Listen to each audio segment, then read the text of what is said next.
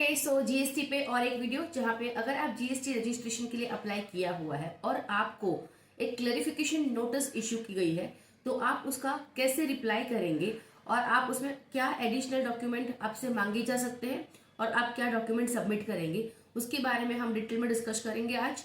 तो चलिए बढ़ते हैं वीडियो की तरफ। हमें अगर क्वेरी रेज हुई है हमारे जीएसटी रजिस्ट्रेशन एप्लीकेशन फाइल करने के बाद तो आपको सबसे पहले एक ईमेल मिल जाता है और आपकी जो मोबाइल नंबर आपने रजिस्टर्ड किया है उस पर भी आपको एसएमएस मिल जाता है। तो आप सबसे पहले आपका ईमेल चेक कीजिए, वहां पे आपकी ये डिटेल प्रोवाइड करी गई होगी कि आपका जो रेफरेंस नंबर है उसके अगेंस्ट आपको एक क्लैरिफिकेशन सबमिट करना है जिसकी आपको एससीएन शो कोज नोटिस इशू करी गई है और वो आप पोर्टल पे चेक कर सकते हैं। अब पोर्टल पे चेक करने के लिए आपको लॉगिन करना होगा पोर्टल पे आपका TRN यूज करके। तो जब आपने रजिस्ट्रेशन किया होगा तब आपका जो TRN जनरेट हुआ रहेगा वो आपको यहाँ पे एंटर करना होगा। उसके लिए आप सर्विसेज में रजिस्ट्रेशन में application for filing clarification click कीजिए या फिर न्यू रजिस्ट्रेशन कीजिए।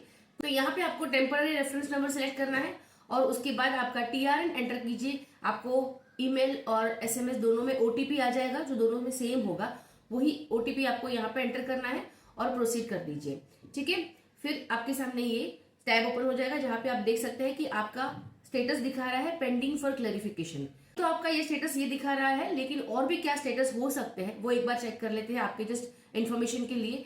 प्रोसेसिंग के लिए होगा तो अभी तक आपका प्रोसेस नहीं हुआ है पेंडिंग फॉर क्लैरिफिकेशन जो अभी आपका आया हुआ है स्टेटस, जहां पे आपके ऑफिसर को कुछ एडिशनल डॉक्यूमेंट्स चाहिए जो आपको 7 डेज के अंदर ही सबमिट करने होंगे पोर्टल पे।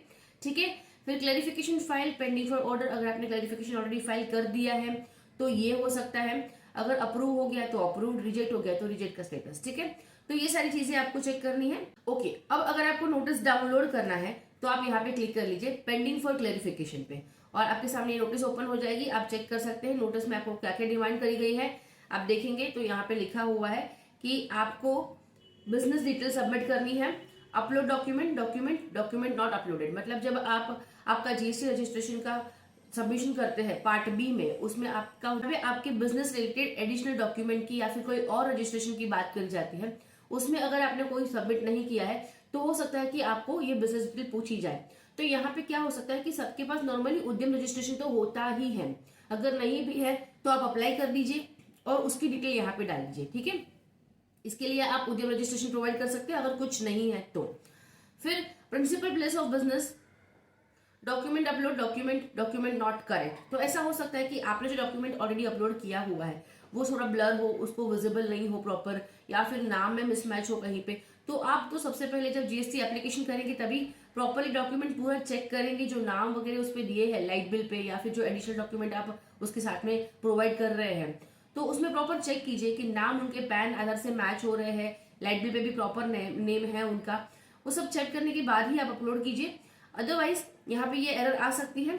तो ये हो सकता है यहाँ पे जो मैंने डॉक्यूमेंट सबमिट किया हुआ था वो प्रॉपर्टी टैक्स पेमेंट का सबमिट किया था, लेकिन शायद ऑफिसर को ब्लर लगा होगा तो उसने मुझे ये एडिशनल डॉक्यूमेंट मांगा है। तो मैंने इसके साथ में मेरा जो फ्लैट का एग्रीमेंट है या जो बिजनेस प्लेस मैंने दिखाई है उसका जो एग्रीमेंट है वो भी मैंने अपलोड कर दिया है। ठीक है, क्योंकि वो ओनर के नाम से, मतलब ये जो पर्सन है उसके नाम से ही वो बिजनेस प्लेस है, तो मैंने उसका ही एग्रीमेंट अपलोड कर दिया है। आपके पास ऐसा कोई एग्रीमेंट होगा तो वो अपलोड कीजिए, अगर रेंट एग्रीमेंट हो तो रेंट एग्रीमेंट अपलोड कर दीजिए, लेकिन प्रॉपर आप स्कैन कीजिए उसको और विजिबल होना चाहिए। उसका साइज भी आप चेक करेंगे, प्लस साथ में ऐसा ना हो कि साइज रिड्यूस करने के चक्कर में वो आपका ब्लर हो जाए और कुछ दिखे ना। अदरवाइज ये आपके पास एक ही ऑप्शन होता है आपको नोटिस को रिप्लाई करने का, अगर यहाँ पे भी डॉक्यूमेंट प्रॉपर नहीं मिले उसको ऑफिसर को तो वो रिजेक्ट कर देते हैं। आपको और कोई एडिशनल अपॉर्चुनिटी नहीं दी जा सकती है कि आपको और भी डॉक्यूमेंट अगर अपलोड करने हैं या फिर आपका ब्लर है तो और अपलोड कर दो, ऐसा कोई चांस आपको यहाँ पे नहीं मिलता है।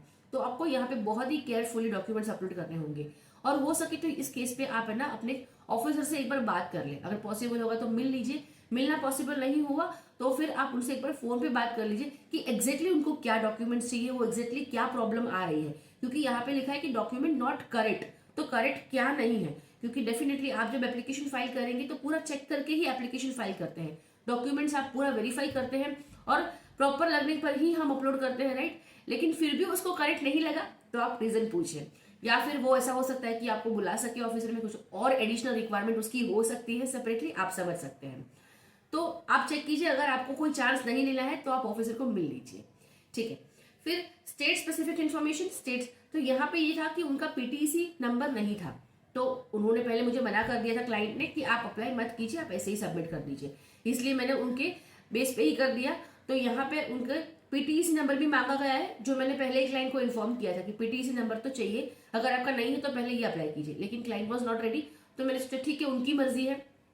तो ये भी मुझे क्वेरी आ गई, और ये आती ही है, और पता भी है कि अगर आपके स्टेट में एप्लीकेबल है पीटीसी तो आपको अप्लाई करना है, और उसके बाद ही जीएसटी रजिस्ट्रेशन कीजिएगा।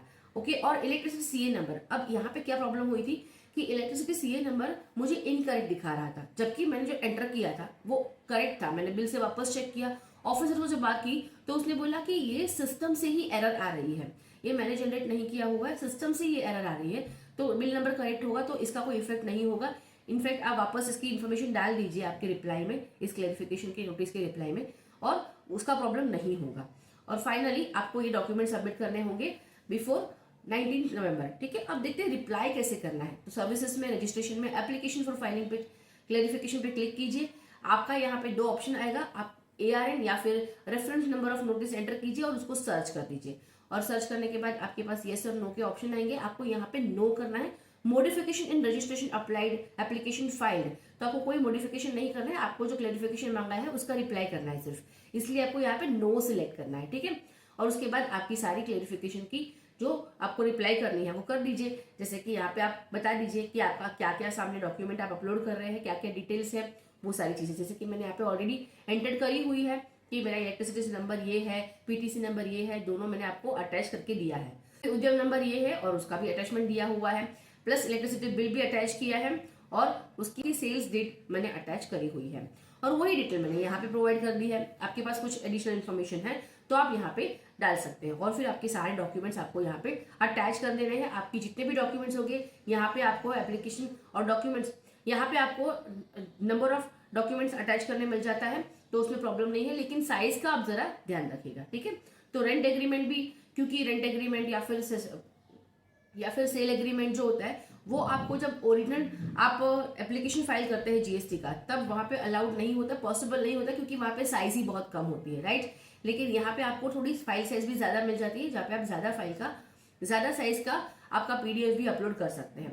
तो आप चेक कीजिए, ये सारे डॉक्यूमेंट्स मैंने यहाँ पे अपलोड कर दिए हैं, और फिर फाइनली नीचे वेरिफिकेशन पे क्लिक करना है और सबमिट विथ ईवीसी कर देना है, और ईवीसी ओटीपी डाल के आप उसको फाइनली सबमिट कर दीजिए। आपको सक्सेस का मैसेज आ जाएगा, आप वेट कीजिए, विद इन 7 डेज इसका रिप्लाई आना चाहिए आपको, 7 वर्किंग डेज। ठीक है, तो आपका रिप्लाई आ जाएगा। अगर आपको इसका स्टेटस फिर से चेक करना है तो आप चेक कर सकते हैं। सर्विसेज में, यूजर सर्विसेज में माई सेव्ड एप्लीकेशन पे आप पेंडिंग फॉर वैलिडेशन दिखा रहे हैं, क्योंकि आपने अभी क्लैरिफिकेशन फाइल कर दिया है, रिप्लाई फाइल कर दिया है, इसका अभी पेंडिंग फॉर वैलिडेशन दिखा है। और आप देख सकते हैं कि पेंडिंग फॉर वैलिडेशन का मतलब क्या होता है कि form submitted, data is being validated from the CBDT, MCA, UIDAI, as the case may be, check after some time. ठीक है, और अगर कुछ वैलिडेशन एरर होगी तो वो भी आपको यहाँ पे शो करेगी, और pending for Aadhaar eKYC authentication, तो वो भी यहाँ पे आपको स्टेटस इस तरह से शो करेगा।